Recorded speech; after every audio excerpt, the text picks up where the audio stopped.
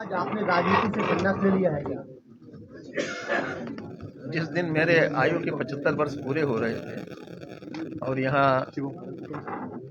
विजय कौशल की कथा थी और 2019 का फैसला आ गया था, उसी समय मैंने राजनीति से पूरी तरह अपने को अलग करने की घोषणा की थी।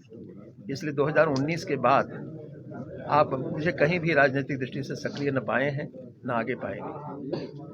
स्वामी जी, जिस तरीके से आपने बताया कि षड्यंत्र के तहत छवि खराब करने की कोशिश की गई थी मेडिकल कॉलेज की, अब उन छवि खराब करने वालों को कोई संदेश देना चाहते हैं? मैं उनसे यही कहता हूं कि आप मुझे नुकसान पहुंचाना चाहते हैं, नुकसान पहुंचाइए, लेकिन मेरे लिए संस्था को नुकसान मत पहुंचाइए। संस्था की प्रगति में बाधा न बने। मेरे खिलाफ अगर कोई नाराजगी है तो मेरे खिलाफ जो भी करना हो करें, मुझे स्वीकार है, लेकिन उसकी वजह से संस्था को किसी प्रकार की क्षति हो।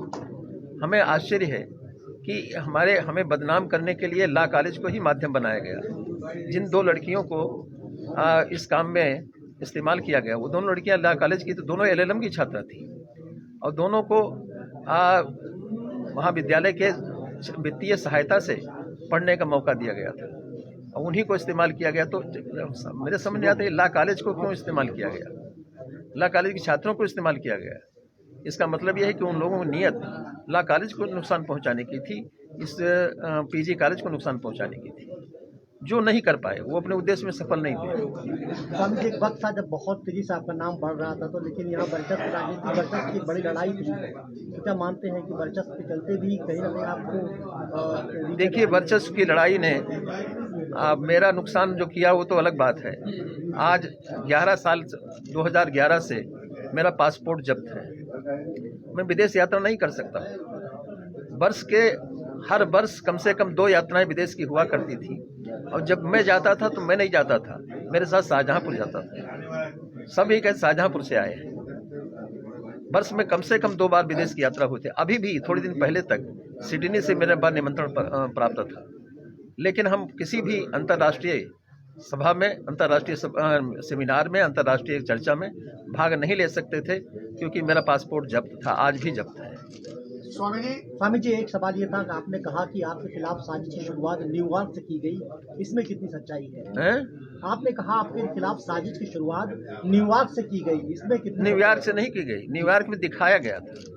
न्यूयॉर्क में एक पर्चा बांटा गया था जिसमें हमारा और योगी का फोटो था, लेकिन मेरी ये रेप की कहानी उसमें बताई गई थी और कहा गया था ये योगी जी की चित्र। यहाँ तक कि मेरा नाम लेकर विधानसभा में भी नेता प्रतिपक्ष ने योगी के ऊपर आरोप लगाए, मेरा नाम लेकर। तो मेरा नाम राजनीतिक उद्देश्यों से इसलिए लिया गया कि योगी को नुकसान पहुंचाया जा सके, योगी के वर्चस्व को नुकसान पहुंचाया जा सके। योगी के संबंध हमारे सार्वजनिक, सभी जानते हैं हमारे योगी के क्या संबंध है। तो मुझे नुकसान कराने के पीछे मेरा नुकसान नहीं था, योगी को नुकसान पहुंचाना था। स्वामी जी, राम मंदिर में भी अग्रणी भूमिका निभाई आपने और यहाँ के एक राजनेता पर भी आरोप लगा था। उन्होंने कहा था कि मेरा मांस कुत्तों से बिछवाया जाए, सच्चाई हो। तो नंबर 1 और नंबर 2, ऐसे में क्या सीधे कोई नसीहत देंगे ऐसे लोगों के लिए कि जो आपके लिए ब्रेक लगाते हैं आगे लिए? मैं समझता हूं कि मेरे रास्ते में कोई ब्रेक लगावे, अब मैं उसको लेकर मुझे कोई इतराज नहीं है, लेकिन संस्था को जिससे नुकसान पहुंचे वो काम न करे, ये मेरा अनुरोध है उन सभी लोगों से। और जहां राम मंदिर का सवाल, मैं ये भी बता दूं आपको, मैं राम मंदिर के भूमि पूजन में भी नहीं गया, राम मंदिर के उद्घाटन में भी नहीं गया। अब न जाने के पीछे कारण जो मैं बताऊं, मैंने जब मेरे ऊपर आरोप लगा था उसी दिन मैं योगी से कहा था कि तब तक मैं किसी भी सार्वजनिक कार्यक्रम में आपके साथ नहीं खड़ा होऊंगा जब तक मेरे खिलाफ जितने आरोप हैं खत्म नहीं हो जाएंगे। क्योंकि जब भी मैं खड़ा होऊंगा प्रेस आपके साथ मेरे फोटो खींच करके आपको बदनाम करेगा, इसलिए मैं आपको किसी कीमत बदनाम होते नहीं देखना चाहता हूं। और 2019 से लेकर अब तक मैं योगी के किसी भी कार्यक्रम, व्यक्तिगत कार्यक्रम में, यहाँ तक कि उनके यहाँ जो व्यक्तिगत कार्यक्रम होता है उस कार्यक्रम में भी उनसे मिलने नहीं गया या उनके कार्यक्रम में नहीं गया। हमारी उनकी चर्चा होती रहती, वो अलग बात है, लेकिन सार्वजनिक रूप से उनकी किसी कार्यक्रम में शामिल नहीं हुआ, इसलिए कि सार्वजनिक से फोटो खींच करके उनको बदनाम न किया जाए, इसलिए मैंने सार्वजनिक सब। अब आप बरी हो गए हैं, तो क्या आगे आप स्वामी जी, आप पर जो आरोप लगे थे, मीडिया ने भी बहती गंगा में खूब हाथ धोए, दिन भर के प्रोग्राम बनाए, अब अपील नहीं किया मीडिया से, आप अपना अधिकार मांगेंगे इस बात का? मीडिया से मैं क्षमा प्रार्थना करता हूँ। जो चीज़ मैं नहीं जानता था वो भी मेरे ऊपर आरोप लगाए गए, कहानी गढ़ी गई।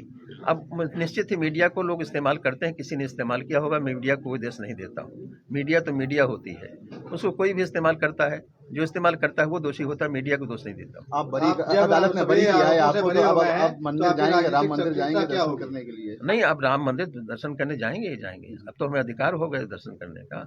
मैं अधिकार तो पहले भी था, निमंत्रण भी आया था मुझे, और विशेष निमंत्रण आया था, खास तौर से फ़ोन आया था मुझे कि आपको आना है। लेकिन मैं केवल इसलिए नहीं गया कि मुझे योगी के साथ सार्वजनिक सभा से बचना था, क्योंकि मैं रहूँगा तो योगी मेरे सामने साथ होंगे, कहीं उनकी फ़ोटो छाप करके बदनाम करें उनको कोई लोग। हम किसी कीमत पर योगी को बदनाम होते नहीं देखना चाहते हैं, क्योंकि योगी मेरे ड्रीम प्रोजेक्ट हैं, वो हमारे सपना है, हमारे संकल्प हैं, और देश के आगे आने वाले एक ऐसे नेतृत्व हैं जिनका कोई विकल्प नहीं है। इसलिए उनके बढ़ते हुए कदम में मैं सहयोगी बन सकूं, यह मेरा सौभाग्य होगा। लेकिन किसी तरह से मेरी वजह से उनको नुकसान हो, ये कभी नहीं चाहूंगा। आप जब सभी आरोपों से मुक्त वो हो कौन चुके हैं, तो क्या पत्रकार था आप जो षड्यंत्र में शामिल था? राजनीतिक रूप से सक्रिय होंगे?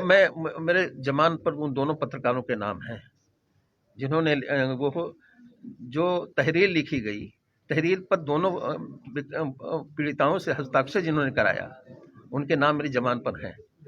और हो सकता है आप लोग भी जानते हो किसने जाकर उनकी तहरीर पर हस्ताक्षर कराए उनसे। चलते चलते एक आखिरी सवाल, रामलला को घर मिला, स्वामी जी से सम्मान बरी हुए, ज्ञान वापी में भी पूजा का अधिकार मिल गया है। वो सब करीब करीब एक साथ ही हो रहा है, थोड़े हिस्से अंतर से हो रहा है। इसलिए लगता है कि देश बदल रहा है, देश में आने वाले परिवर्तन निश्चित ही एक सकारात्मक होंगे। और मैं आज आप लोगों से भी कहता हूँ कि 10 साल नहीं लगेंगे, केवल 7 साल के अंदर इस देश का नेतृत्व जिस व्यक्ति के हाथ में होगा वो मेरा लाडला व्यक्ति होगा। आप क्या फिर राजनीतिक रूप से सक्रिय होंगे? मुझे राजनीतिक रूप से सक्रिय होने की जरूरत नहीं है। अब तो जहाँ मैं हूँ, जितना हूँ, बिना राजनीतिक पद के, बिना राजनीतिक दायित्व के उन सभी कामों को कर सकता हूँ जो एक राजनीतिक व्यक्ति कर सकता है। आज भी जनपद में मैं तो एक बात आप लोगों को याद होगी, मैंने इसी सभा में कहा था कि आदित्यनाथ, अगर आप गोरखपुर को द्वारकापुरी बना रहे हो तो शाहजहांपुर को सुदामापुरी बना दो। मेरा सपना था, उस व्यक्ति के संबंधों का लाभ मैं जनपद को देना चाहता था, लेकिन नहीं दे सका। कुछ लोगों ने निजी लाभ के लिए बाधा पहुंचाई और परिणाम हुआ कि जनपद में जो काम हुए हैं वो निजी लाभ के लिए ज़्यादा हुए हैं, आम पब्लिक के लिए कम हुए हैं। इसीलिए तमाम आम पब्लिक के काम कहीं ना कहीं, आज गांव की स्थिति क्या है, गांव की स्थिति जो दयनीय बनी हुई है, यहाँ व्यक्ति को नीचा दिखाने के लिए राजनीति का इस्तेमाल किया जाता है। तो वो लोग जो करते हैं उनकी आदत है, अपना करें उनसे। स्वामी जी, आपको न्याय मिला है, क्या कुछ कहना चाहेंगे कोर्ट के लिए? देखिए, मैं न्यायिक प्रक्रिया में मेरा विश्वास है और मैंने मेरा न्यायिक प्रक्रिया का आदर किया है।